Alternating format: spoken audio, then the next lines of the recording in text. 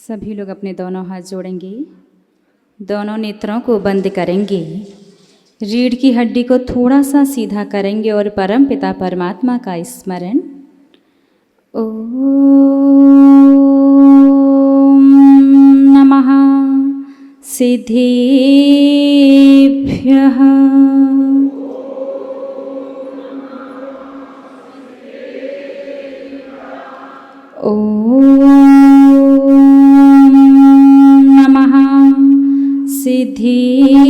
सिद्धेभ्यः।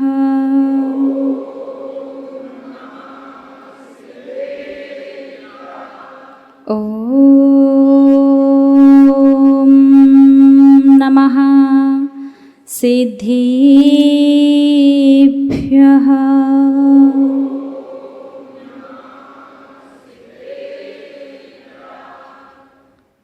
मंगलम भगवाने अर्हन्, मंगलम भगवाञ्जिनः, मंगलम प्रथिमाचार्यो, मंगलम वृषभेश्वरः, मंगलम वृषभेश्वरः। जय बोलिए त्रकालवर्ती त्रैलोक्य पूज्य विश्वाराध्य पंच परमेश्वरी भगवानी की। आदि ब्रह्मा आदिम तीर्थंकर वृषभ देवी श्री आदिनाथ भगवानी की। अष्टम तीर्थंकर श्री चंदप्रभु भगवानी की। श्री अरिष्ट नेमिनाथ भगवानी की। विश्व वंदनीय भगवान महावीर स्वामी की। परम गुरु परम पिता परमात्मा 1008 श्री सीमंधर स्वामी भगवानी की। 20वीं सदी के प्रथमाचार्य चारित्र चक्रवर्ती आचार्य भगवंत श्री शांति सागर जी मुनि महाराज जी की। अभीष्ण ज्ञान उपयोगी पूज्य गुरुदेव आचार्य श्री वसुनंदी जी मुनि महाराज जी की। रत्नत्रयधारी तपोधन श्रेष्ठ मम शिक्षा गुरु परम श्रद्धेय गणनीयारिका श्री सौम्य नंदिनी माता जी की। अहिंसा प्रधान श्रीमद जैन धर्म की। परम पूज्य आरिका माँ 105 सुयोग नंदिनी माता जी की जय। आरिका संघ की जय। धर्म स्नेही आप सभी भव्य महानुभाव, एक बार एक श्रावक, एक युवक बड़ी माता जी के पास आया और आकर के बोला, माता जी वो थोड़ा सा नास्तिक प्रकृति का था जो श्रावक माता जी के पास आया था। और जैसा कि बड़ी माता जी मुख्यतः से अध्यात्म ध्यान के विषय को समझाती हैं, और उस युवक ने जब उस श्रावक ने बड़ी माता जी के प्रवचन सुने तो उससे वो थोड़ी से ना हजम नहीं हुई बात। हो जाता ना कभी कभी आप लोगों के साथ भी, तो श्रावक के साथ भी ऐसा हुआ। वो बड़ी माता जी के पास आया, आकर के वंदामी की और वंदामी करके बोला, माता जी हैव यू सीन गॉड? क्या बोला? आपने भगवान को देखा है? आपने भगवान को देखा है? बड़ी माता जी कुछ सेकंड तो रुकी, उसके बाद बड़ी माता जी ने कहा कि हमने भगवान को देखा है या नहीं देखा है, मतलब उससे आपका तो कोई प्रयोजन सिद्ध नहीं होगा ना। अगर आपको तत्व चर्चा करनी है, बातचीत आगे बढ़ानी है, आपको भगवान के बारे में समझना है, तो आपका प्रश्न ये नहीं होना चाहिए कि आपने भगवान को देखा है। आपका प्रश्न होना चाहिए कि क्या भगवान है? क्या प्रश्न होना चाहिए? क्या भगवान हैं तो दिखाओ। तो उस श्रावक को बात जची कि हाँ ये बिल्कुल सही प्रश्न है। उसने बड़ी माता जी से कहा, ठीक है माता जी बताइए कि क्या भगवान हैं? बड़ी माता जी ने कहा हाँ भगवान हैं, भगवान हैं। तो उस युवक ने दूसरा प्रश्न किया, दिखाओ दिखाओ। हाँ, तो बड़ी माता जी ने उस श्रावक से, उस युवक से पूछा कि आपके पिताजी हैं? उसने कहा हैं। तो माता जी ने कहा हैं तो दिखाओ। उसने कहा दिखाएं, यहाँ नहीं है, उन्हें देखना है, उनसे मिलना है तो घर जाना पड़ेगा, क्योंकि पिताजी कहाँ हैं? घर पर हैं। तो माता जी ने कहा जैसे आपके पिताजी से मिलने के लिए घर जाना पड़ेगा, वैसे ही भगवान हैं, भगवान से मिलने के लिए ध्यान करना पड़ेगा। पूरी एक प्रक्रिया होती है, एक प्रोसेस होता है, उसके बिना भगवान के दर्शन नहीं हो सकते, उसके बिना भगवान नहीं मिल सकते।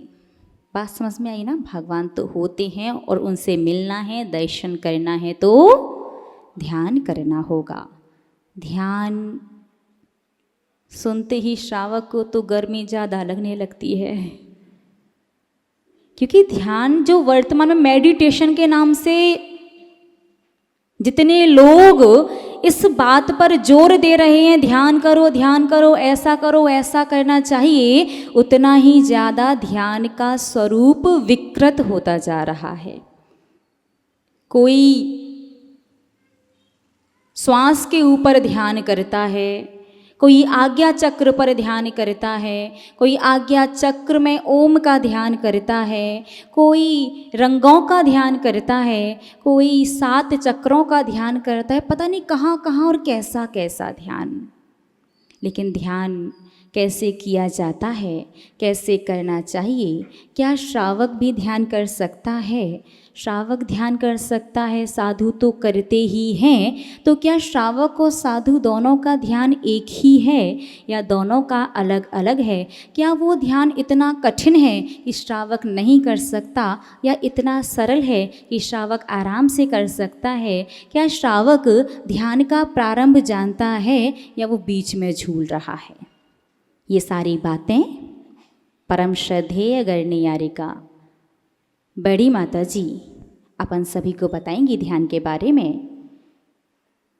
हम आपको कुछ और बता देते हैं। जैसा कि कल कहा था, काल सर्प दोष वर्तमान में बहुत ज़्यादा सुनने में आ रहा है। जिसे देखो उसी को, पहले तो आप ये समझो कि काल सर्प दोष होता क्या है।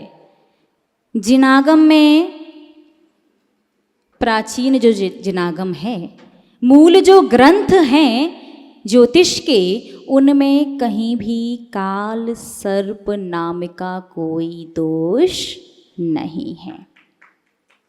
पूरी बात तो सुनो, ये अर्वाचीन शब्द है। हाँ, राहु केतु की स्थिति मिलकर के एक दोष बनता है, जिसे वर्तमान में अर्वाचीन लोग काल सर्प दोष कहते हैं, लेकिन आगम में उसका कुछ और नाम है। तो जो प्रचलन में है काल सर्प, आप उसी नाम से समझ लो। पहली बात, काल सर्प दोष ऐसे ही हर किसी की कुंडली में नहीं बन जाता। उसके लिए आपको 2 चीजें समझनी होंगी। मार्कर है क्या?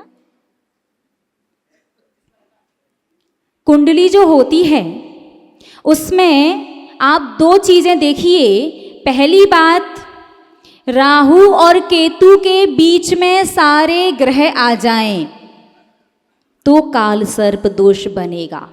आपकी भाषा में, शास्त्रों में ये नाम नहीं, दूसरा नाम है। या फिर एक साथ कुंडली के साइड से आकर के राहु और केतु के बीच में सारे ग्रह आ जाएं तो काल सर्प दोष बनेगा। या एक साथ 5 घर खाली रहें तो काल सर्प दोष बनता है, उसके अलावा नहीं बनता। तो आपको घर पर जाके अपनी अपनी कुंडली में देखना कैसे, वो हम आपको बता देते हैं। क्योंकि आरिका संघ को भले ही पूज्य माता जी ने ज्योतिष का अध्ययन करवाया हो, लेकिन श्रावक की कुंडली वगैरह आरिका संघ नहीं देखता है। ये विद्या सिर्फ दीक्षार्थी को दीक्षा देते समय या फिर किसी छपक को यदि समाधि ग्रहण करनी है उस समय इस विद्या का प्रयोग करते हैं, उसके अलावा नहीं करते। तो थोड़ा सा आप देखिएगा, है ना।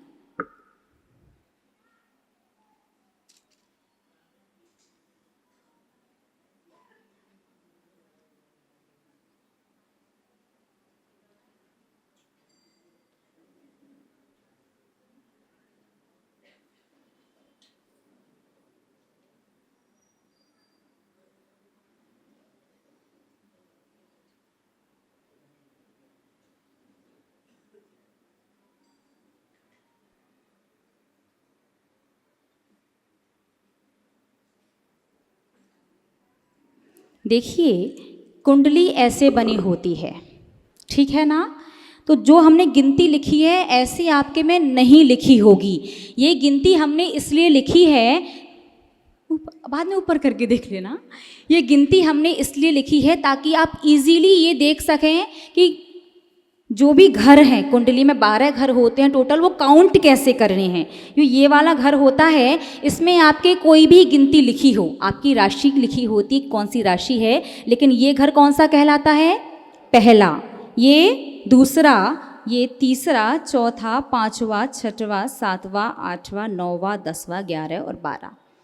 कुंडली में घर की गिनती कैसे करते हैं एक बार ध्यान से देख लीजिए, आगे पीछे करके गिनती नहीं करना। अब आपको ये ध्यान रखना कि घर गिनने कैसे हैं, और घर पर जाकर के अपनी कुंडली लेना पहले, और ये देखना कि राहु केतु हमेशा आमने सामने होते हैं। एक बात ध्यान रखना, राहु केतु जो है हमेशा आमने सामने होंगे। तो सबसे पहले देखो, मान लीजिए यहाँ राहु है, यहाँ केतु है, तो सारे ग्रह या तो इनके बीच में आ जाने चाहिए या इनके बीच में, एक भाग एक साइड का खाली रहेगा तो काल सर्प योग बनेगा, या फिर एक साथ 5 घर खाली हों। जैसे मान लीजिए यहाँ राहु और केतु है तो 1 2 3 4 5, या फिर इस तरफ 1 2 3 4 5। यदि ये 2 चीज़ें हैं आपकी कुंडली में तो काल सर्प दोष बन रहा है। अब काल सर्प दोष में क्या करना है, अधिकांश लोग जो होते हैं वो काल सर्प दोष की शांति के लिए ना जाने कहाँ कहाँ जाते हैं। तो हमने तो ये भी सुना है कि नाग नागिन के जोड़े का भी कुछ कुछ करते हैं आप लोग, या तो जल में प्रवाहित कर देते हैं, या कहीं चढ़ा देते हैं, या फिर कहीं अग्नि कुंड वगैरह में डालते हैं। तो सबसे पहले ध्यान रखिए, कौन व्यक्ति क्या उपाय बताता है, क्यों बता रहा है, ये उसका विषय है, लेकिन आपको क्या करना है ये आपको पता होना चाहिए। अपन सभी के परम आराध्य और परम उपकारी आचार्य भगवंत शांति सागर जी महाराज एक बहुत अच्छी बात कहा करते थे, हम आपको बता देते हैं। आचार्य भगवंत शांति सागर जी महाराज कहा करते थे, यदि प्रश्न ये है कि कौन सही है तो हमेशा विवाद होगा, और प्रश्न यदि ये हो कि क्या सही है तो तत्व चर्चा होती है। जब ये कि तुम सही कि हम सही, तो उसमें क्या होगा, विवाद। और क्या सही में सिर्फ बातचीत होगी, तत्व चर्चा होगी, विवाद नहीं होता। आप समझ जाना, जब भी बातचीत यदि विवाद का रूप लेने लगें तो समझ जाना यहाँ प्रश्न सही का नहीं, यहाँ तो मैं सही का है, ठीक है ना। तो काल सर्प दोष यदि आपके में बन रहा है तो आपको नाग नागिन वाला कुछ भी नहीं करना है। हमेशा ध्यान रखो, भले ही वो चांदी के हैं, पीतल के हैं, तांबे के हैं, सोने के हैं, जिस भी चीज़ के हों, लेकिन उसमें संकल्प किया जाता है नाग नागिन का। आप किसी भी जीव को कष्ट दे करके कभी भी अपने दोष को दूर नहीं कर सकते। तो आपको काल सर्प दोष की शांति के लिए नाग नागिन का जोड़ा वगैरह नहीं चढ़ाना है। कोई भी हवन, कोई भी पूजन, कोई भी शांति कर्म, कोई भी विधान कहीं भी करने के लिए नहीं जाना है। आपको करने हैं 4 में से कोई भी एक काम, 4 में से कोई भी एक काम। पहला काम, आप रवि व्रत कर सकते हैं।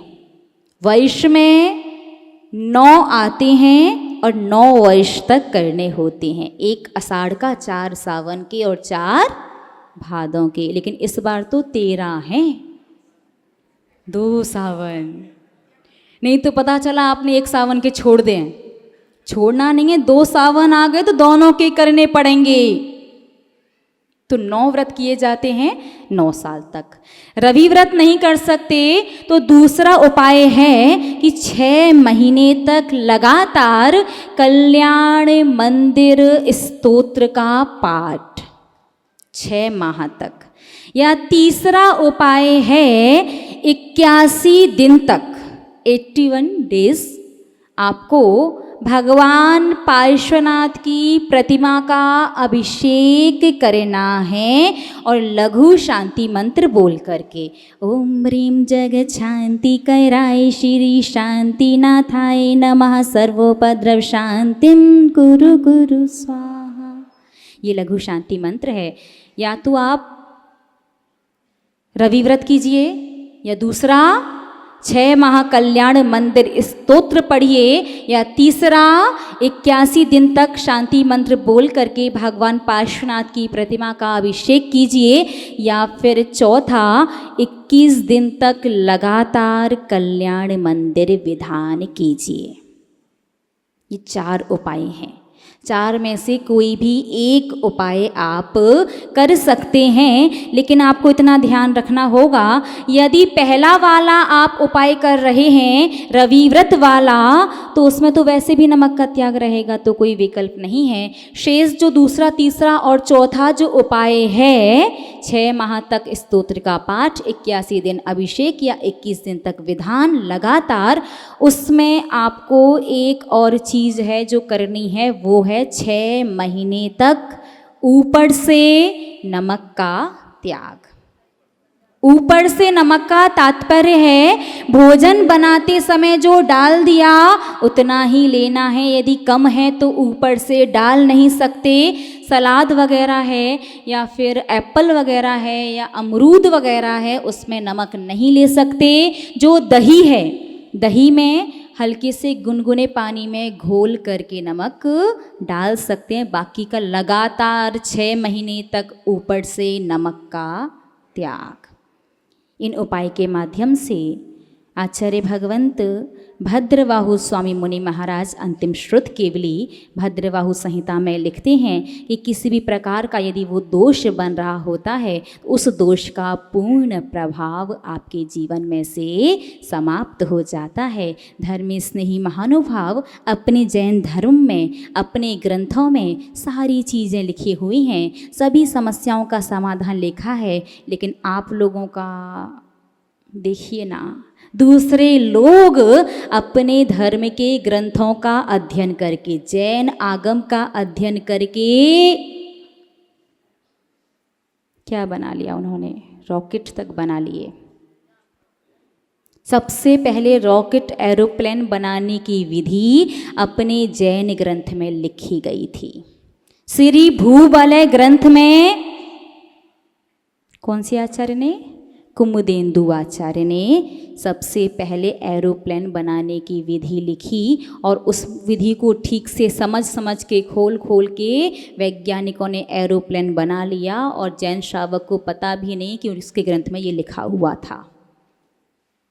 तो आपको जीवन में कोई भी कैसी भी समस्या हो, कहीं भी जाने की आवश्यकता नहीं है, मिथ्यात्व में जाने की तो बिल्कुल भी आवश्यकता नहीं है, किसी भी जीव वगैरह की आकृति या उसकी प्रतिकृति का कुछ भी करने की आवश्यकता नहीं है। जैनागम पढ़ो, उसमें सारे समाधान मिल जाएंगे। यदि कोई कहीं से कहीं तक समाधान नजर ना आए तो प्रतिदिन 1 टक बिना पलक झपकाए भगवान जिनेंद्र देव का 1 कलश अभिषेक देखना प्रारंभ कर दो। कैसा भी अशुभ कर्म क्यों ना हो, धीरे धीरे अपने आप शांत हो जाएगा। चलेगा, पूजनीय बड़ी माता जी को सुनना है। सभी लोग जय बोलिए परम श्रद्धेय गणनी हारिका श्री सौम्य नंदिनी माता जी की। सभी लोग अपने दोनों हाथ जोड़ करके मंगलाचरण करेंगे।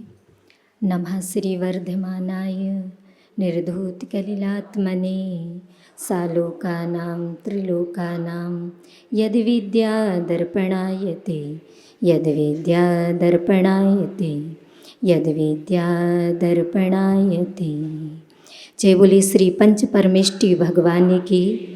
20वीं सदी के प्रथमाचार्य चारित्र चक्रवर्ती श्री शांति सागर जी मुनि महाराज जी की, परम पूज्य गुरुदेव आचार्य श्री वसुनंदी जी मुनि महाराज जी की, 3 कम 9 करोड़ मुनि राजों की, द्वादशांगमयी जिनवाणी माता की, विश्व कल्याणकारी अहिंसा प्रधान श्रीमत जैन धर्म की, परम पूज्य गणनी आरिका माँ 105 सोम नंदिनी माता जी की जय। आरिका संघ की जय।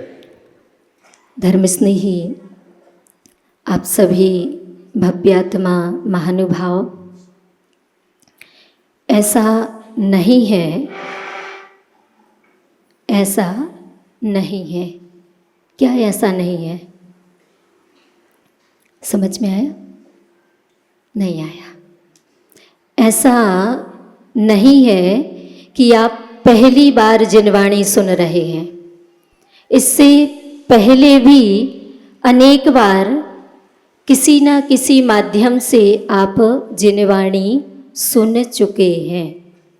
और ऐसा भी हो सकता है कि आप साक्षात भगवान जिनेंद्र देव से भी जिनवाणी सुन चुके हों। साक्षात भगवान जिनेंद्र देव से जिनवाणी कहाँ सुनी जाती है? समवसरण में। तो इसका मतलब ऐसा भी हो सकता है, पहले भी अनेक जीवों के साथ हुआ तो आपके साथ भी हो सकता है कि आप साक्षात समवसरण में जाकर के आपने प्रभु परमात्मा के दर्शन किए हों, साक्षात उनकी जिनवाणी सुनी हो। और जो भी साक्षात भगवान को एक बार देखता है उसे क्या हो जाता है? सम्यक दर्शन। क्योंकि मिथ्या दृष्टि को साक्षात भगवान के दर्शन नहीं होते। प्रतिमा जी के दर्शन हो सकते हैं मिथ्या दृष्टि को, लेकिन साक्षात भगवान जिनेंद्र देव के दर्शन मिथ्या दृष्टि को नहीं होते हैं।